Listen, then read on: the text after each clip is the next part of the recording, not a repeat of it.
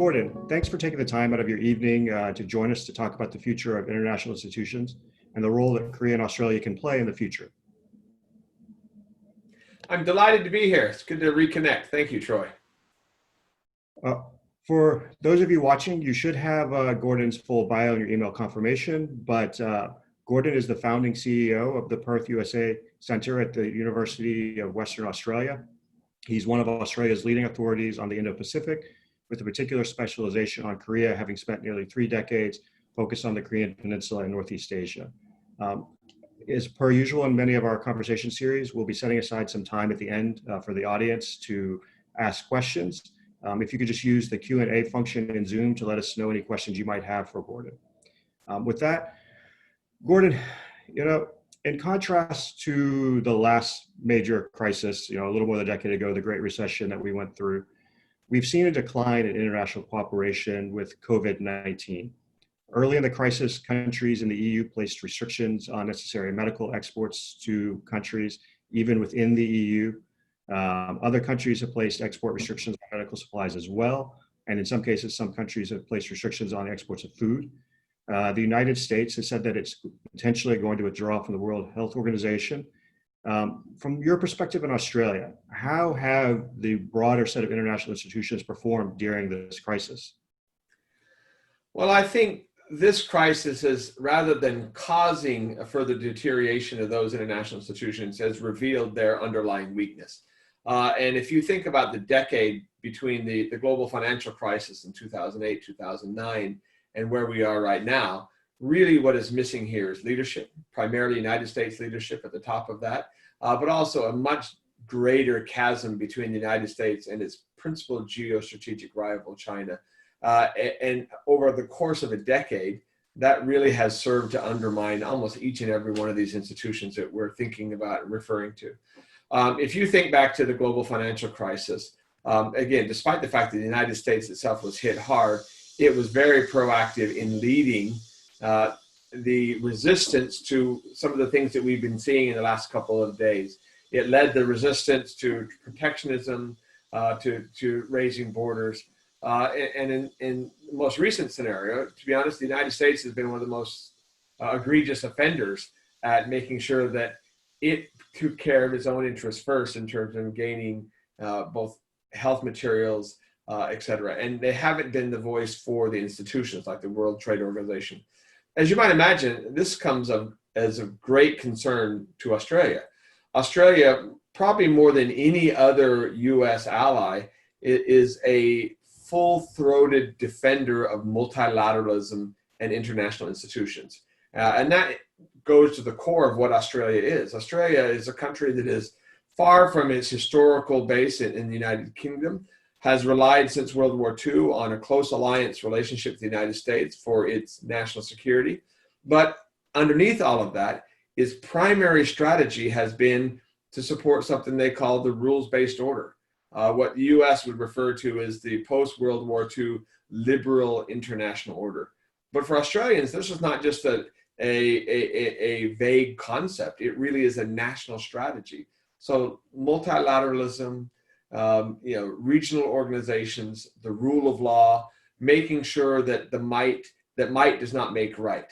That's a fundamental part of Australian foreign policy, Australian national strategy.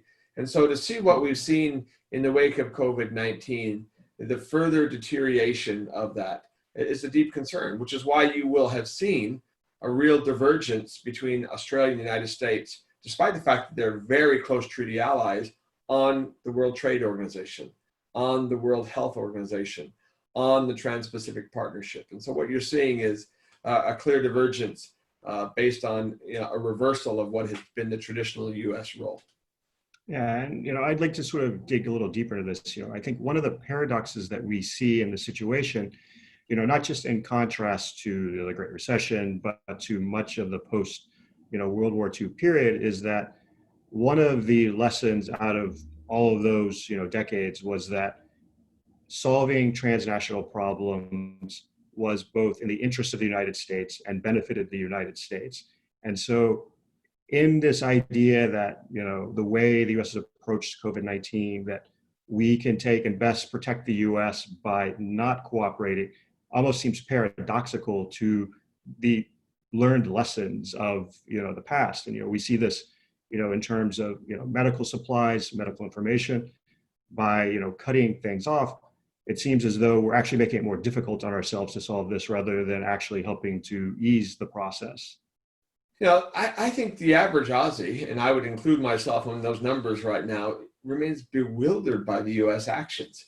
The United States' inherent strength has always been that it doesn't stand alone, and that it's not just a sole superpower by itself, that it has a network, not just of alliance partnerships, but international institutions that it was involved in the creation of, and has been highly influential in the leading of.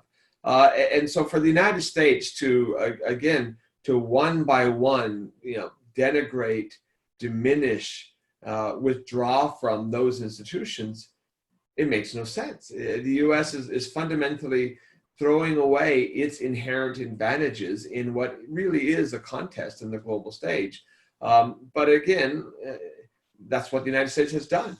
And part of that is driven by individuals.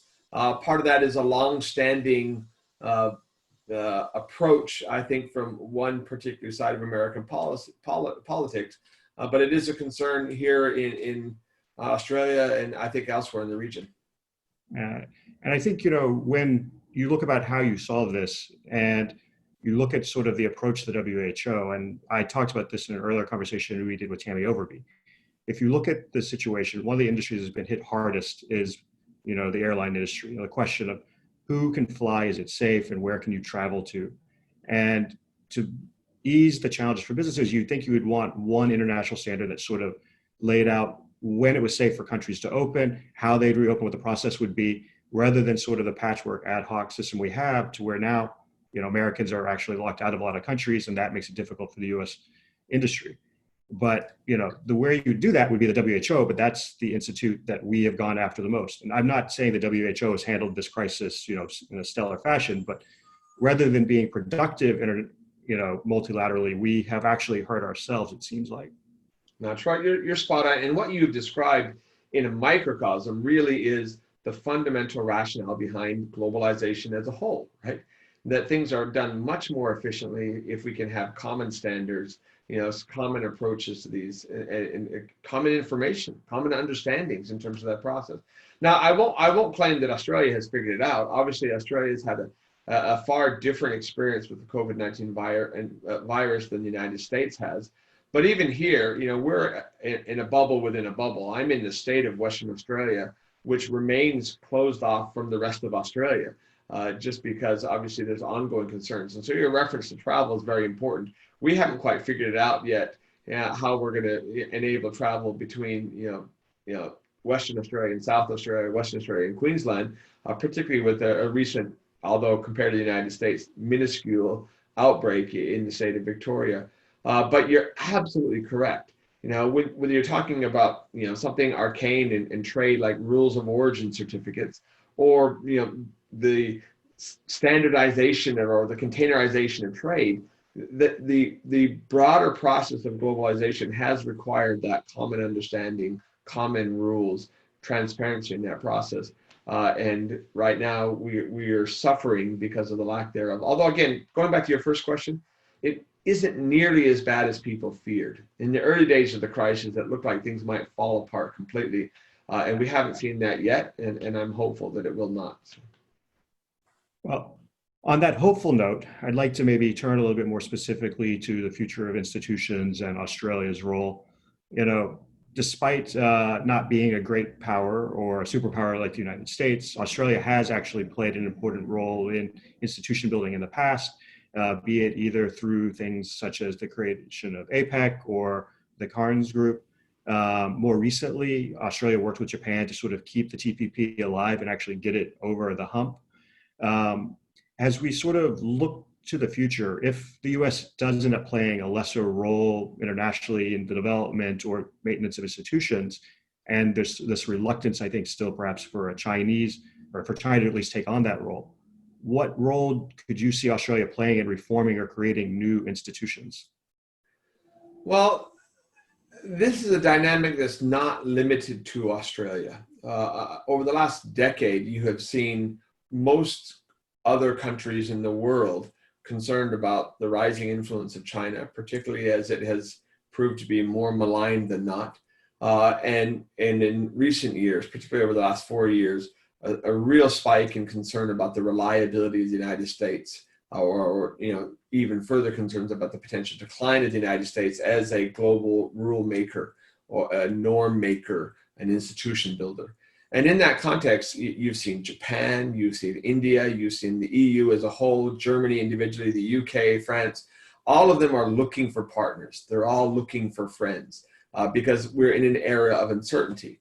I think one thing that's clear here in Australia, and is probably clear to every one of those other capitals I just mentioned, is that as of yet, there really is no replacement for the United States. You rightly referenced that Australia has had a long history of being, at least on a regional level, an institution builder. I would argue that if you look back the last 30 years, there isn't a single regional initiative where Australia wasn't there first, and here's the key, actively lobbying for the United States participation. So you mentioned APEC, the Asia-Pacific Economic Cooperation Initiative. That's certainly the case there. You can look at the East Asia Summit. Again, Australia there first, actively lobbying for the United States to get in. The Trans-Pacific Partnership, again, the U.S. decision to withdraw from that is, in my mind, one of the greatest travesties of the last 3 years. But once again, proving your point, Australia and Japan, both treaty allies of the United States, collectively recognized the need for these countries at least to hold the line. So they did something that I thought was impossible, which was to resurrect the TPP in the form of the Comprehensive and Progressive Partnership for the Trans-Pacific Partnership, or CPTPP. But all of those are they're just placeholders. They're just holding the line in the hopes that the United States come back. I don't think that there's anyone in Tokyo or in Canberra or in Seoul or in Delhi that thinks that absent a proactive U.S. role, that these initiatives in and of themselves will be sufficient. So really what we're seeing is a little bit of rearguard action, a little bit of just kind of holding the line, a lot of waiting for Godot. So. Yeah, no, and I think you're right. There's certain things that other states can do, but ultimately, it's all partially a resource capacity issue, and you need someone with those resources and capacity to take, and even if not play a leadership role, to be, positive and helpful in that process. Because I do think other countries can take the lead, but without the backing of a country like the United States, it's difficult to get, the cooperation, the results I think that you're looking for. And the good news is, and again, I started in Washington, D.C. over 30 years ago now at the Korea Economic Institute. And my view, or my prism on alliances, was really Korea versus Japan. I understood that there was something qualitatively different about the U.S. relationships with the U.K., with Australia, with New Zealand, with Canada. Didn't fully understand what we call the Five Eyes relationship, which is that legal underpinning, for intelligence sharing and close cooperation. But having moved here over 6.5 years ago, I understand that Australia occupies, in Asia in particular, a unique role in that because the level of trust is so close between the United States and Australia, that Australia is able to heavily influence U.S. thinking on the region, policies towards the region, activities in the region. So even in the Trump era, you've seen the United States articulate an Indo-Pacific strategy. 5 years after that has been the primary push by Australia, then followed by Japan and India. Those things will continue, but again, I still think there's a great deal of hoping here that the United States will return to form, to return to some degree of sanity. And here I probably would push the question back on you, because I'm somewhat joking, Troy, saying that there's never been a better time to be in the farthest city on the planet on land away from Washington, D.C. You're still in Washington itself. I'd welcome your thoughts as to at what point the United States is going to be able to resume its previous role, or if ever that will be the case. So I'm always afraid of phrases like never and ever, because I think things can be highly improbable or highly unlikely. But I think, so I wouldn't say that, we won't ever return to that role. But I do think, one of the challenges that we face in the United States is we need to have a hard reckoning internally about certain issues and how we're going to perceive and be involved in the world. And what I mean by that is, as China has become more influential globally, that's become a situation of greater awareness in the United States. Now, the national security strategy refers to China, has great power competition. But the question is sort of, in my mind, what does that mean and how do you approach it? I think when you look at much of at least the initial U.S. approach to this potential challenge from China, it's been almost, how do we replicate what China has done? We go in, we look more, there's more talk about, this U.S. government becoming involved in the economy and pushing certain industries. We're seeing this specifically in 5G, but maybe not necessarily in the way China has done it. And that in itself is, I think, a good thing that we're not taking the same Chinese approach necessarily. But also in the sense of, trying to maximize, U.S. gains, not necessarily treating our allies, with the, type of cooperation that you would expect. And so I think, you mentioned early on, the U.S. great strength was that it had these allies and institutions. In a competition with China, it seems to me, how do you take on China and maybe hopefully in the long run try to shape China's choices if, we end up, in essence, treating our friends and allies the way that China's treated them. That means then you're basically lessening the tools that you have to not just influence China, but influence broader policy, internationally. And so I think, we need to have a broader discussion about how we really handle the China question. I think we need to have a broader discussion about what we view our role in the world as being. And I think, to be honest, we also need to have a broader discussion about, how we do or don't embrace ideas from abroad. Because I think that there's sort of a push of, an insularity almost developing. And, I think one of the great strengths of America, be it either through immigration in the past or other things, is that, as a country, we're willing to look abroad and say, this works really well, we're going to do that. And I feel like there's much more of sort of well, it's not our idea, so it can't be a good idea. And I think, we need to sort of have, much greater thought and concentration on, how we're going to not just manage China, but our own approach, our own openness to ideas and opportunities that is presented around the world by other partners and countries. So can I push you a little bit on that notion of U.S. insularity? Because this is really interesting to me. Again, having spent 25 years in Washington and now 6.5 years is in Perth. On the one hand, everything that you said is absolutely of deep concern in Australia as elsewhere in the region. American treatment of allies, the very public spate or spat rather with South Korea over cost sharing, burden sharing, which is this year rolling over to Japan. Open denigration of NATO and European allies. Very overt attacks on Canada, et cetera, as well as the institutions we were talking before, have kind of shaken some. And then you add to that moves like this week, just overtly just kind of mean actions. So the decision on the part of the United States, ICE to require all foreign students studying in the U.S., if the schools have gone to online, to leave immediately. They just smack of a very anti-foreign type of approach.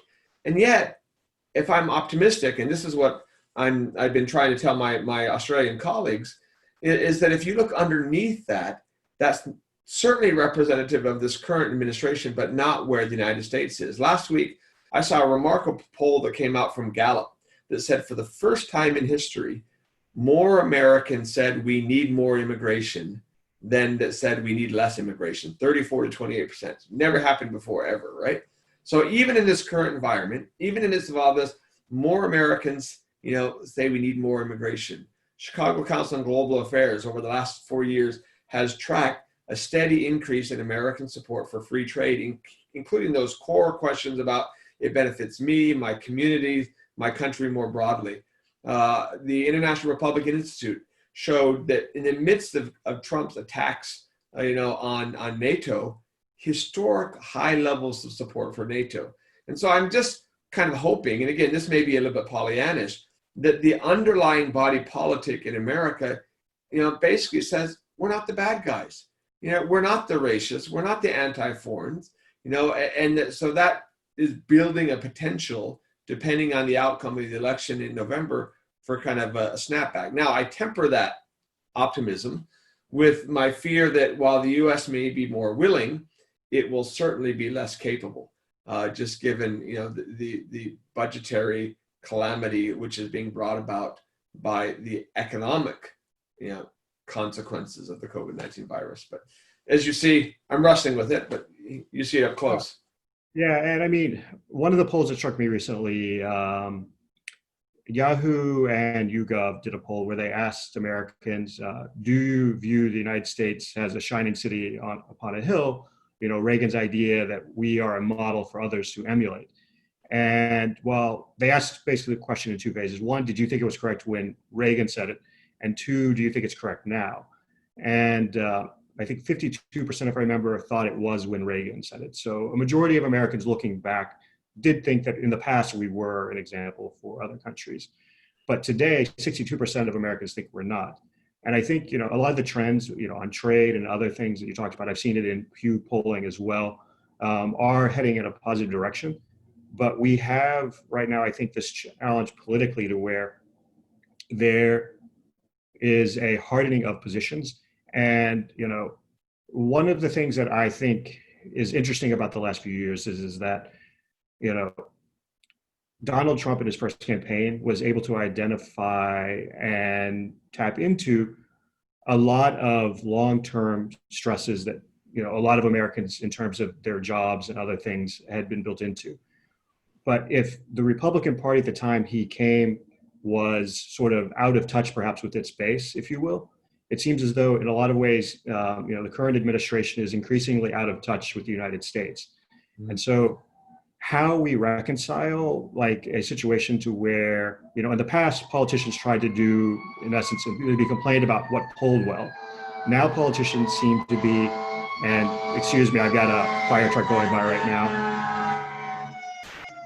seem to be focused very much on, almost trying to go against the grain and doing it in a way that even if they know isn't necessarily beneficial. And so I think we need to have a balance between, what one could call leadership, which is going against what the populace thinks, but also tapping into sort of, well, what do your constituents really want at the end of the day from government and from U.S. positions? Interesting. One of the things, I'd like to sort of get back to is we haven't talked about South Korea yet, really. And, obviously your initial background, as you mentioned, was, working on South Korea and at KAI specifically. So, in terms of, global institutions and even, perhaps building them or helping to shape them, South Korea is much newer to this type of role. But what kind of potential or advantage do you think South Korea might have during this time of uncertainty? So I think, hearkening back to the previous period of uncertainty under the Lee Myung-bak administration after the global financial crisis, South Korea took a remarkably important role. In that era, they hosted the Nuclear Security Summit. They were very instrumental in mobilizing an international rejection of the protectionist kind of tendencies that were out there post-financial crisis. And were very, very important in the construction of the G20 as a more functioning body in terms of global governance. Again, very active in the East Asia Summit. One of my great worries over the last 3 years, particularly with developments in inter-Korean relations, is that Korea, which had been global for the better part of 20 years, has been in a relatively short period of time very narrowly peninsular. In other words, they've abandoned their global role. They're not proactive in the same way. So Korea has not been a signatory to the Trans-Pacific Partnership. It has not been a driving force behind RCEP. It has not been active on the global stage at any way, shape, or form at this point. They've become strictly peninsular. And if you look at this from an Australian perspective, Korea has been, and in the future should be, a really important partner. We have very similar GDPs. We're both in the G20. Both Korea and Australia early on cooperated very closely in a middle power grouping within the G20 called MICTA. And both of them saw the ability to influence that. In recent years, Australia has been scrambling to kind of hold the line on that rules-based order referred to at the beginning. But Korea is missing in action. And I would say Korea is not only missing in action, it is missed. It's not just a small little country. It's one of the top 20 economies in the world in terms of capability and the sheer capacity of its citizenry. It's a country with tremendous soft power, tremendous influence. And so I would love to see Korea being proactive in the South Pacific. I would love to see Korea have an Indo-Pacific strategy and be thinking about the Indian Ocean. I would love to see Korea addressing these issues that we discussed earlier on, where Australia made, but right now, Australia looks at Japan as a key partner. It looks at India as a key partner.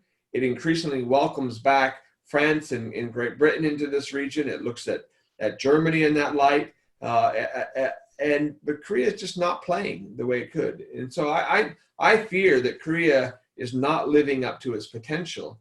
And that's a travesty, not just for Korea, it's a travesty for the region. We need Korea because Korea is so universally respected and admired.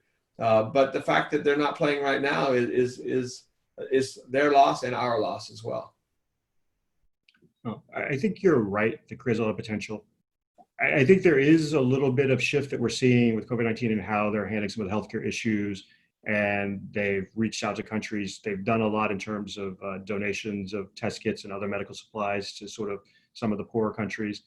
But I do think you're right that there is a much greater role they can play. And at the same time, within that context, I think one of the things that I sometimes try to emphasize to my South Korean colleagues is that there is a connection between South Korea's role in the world and what is obviously their primary concern, which is North Korea, and that the more they're engaged with other partners, when that time comes in the long term with North Korea, be it either through a consensual reunification or something that is more challenging, that they're more likely to be able to draw on that goodwill of other countries by having sort of worked with them now through other challenges. So I think that's one of the things to keep in mind for Korea. I could not agree with you more on that. And if you recall at the beginning of our conversation, I was talking about how I found it bewildering, and most Aussies find it bewildering, that the United States has jettisoned its fundamental strategic advantages in terms of networks and alliances and institutions. I feel the same way about South Korea. Under the current administration, it has been so intensely focused on inter-Korean relations, and I understand why. They faced a very existential threat at the beginning of the Moon term because of fire and fury such as the world has never known, Little Rocket Man, all that kind of stuff. I get that, right? But at the same time, you're absolutely correct. Korea is a global player, and it needs to be a global player. And that global system of partnerships and roles and responsibilities can only be helpful as it thinks about unification, as it thinks about dealing with North Korea. And again, looking at it from an Aussie perspective, when you're talking about rules-based order also deals with national security. It deals with the Nuclear Non-Proliferation Treaty, the Missile Technology Control Regime, all the things that North Korea's actions are doing, which themselves directly undermine Australia's national security. So I would love to see a much more vibrant and internationally engaged Korea in the context of the challenges on the Korean Peninsula. So I know it's late there, Gordon, but if you'll allow me, I do have one question from the audience that I would like to get your thoughts on. So Jeffrey Robinson asks, a number of Australian strategists noted the recent Australian government statements reflect declining commitment to North Asia and a refocus on Southeast Asia and the Pacific. How do you see this in the context of Australia-Korea relations? So Australia-Korea relations are very strong. In fact, strong as they've ever been, both on the security, trade, and economic side, but they're not nearly as strong as they should be. Right?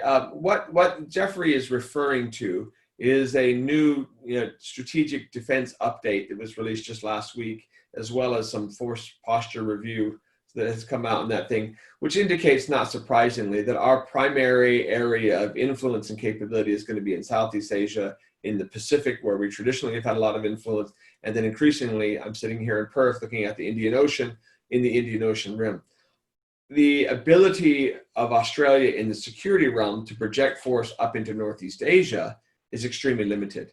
And the notion that somehow we would be able to do something significant in a cross-strait scenario or with China or Korea, Japan, it's just not there. That's not where our strength and role lies. But that doesn't mean at all that Northeast Asia isn't important to Australia. It's just in a different area. When it comes to those standards, norms, rules, institutions I'm talking about, you'd be hard-pressed to find a more important partner for Australia than Korea's next-door neighbor, Japan. You would be hard-pressed to find a more important market for Australia than China. So there really hasn't been any diminution of our attention towards Northeast Asia. The documents that Mr. Robinson's referring to really were about our security reach. So I wouldn't view that as a turn away from Northeast Asia, despite the fact that I personally, and the institution I run, the Perth USAsia Centre, is trying to drag Aussie's attention to our near neighbors of Indonesia and future powers like Vietnam or India. So far, we're not being as successful in that as we'd like to have been. Well, I'm sure in the long run that you'll have a great mark on those policies. And, Gordon, I'd really like to thank you for taking the time, especially time out of your evening in Perth, to join us today to talk about these issues, and hope that, at some point we can have you on again. Well, Troy, I'd be delighted to. KEI was my first home in Washington, D.C. It will be always home to me. I'm delighted to reconnect with you and friends there, and appreciate the opportunity. Thanks. All right, thanks. Always great to see you, Gordon.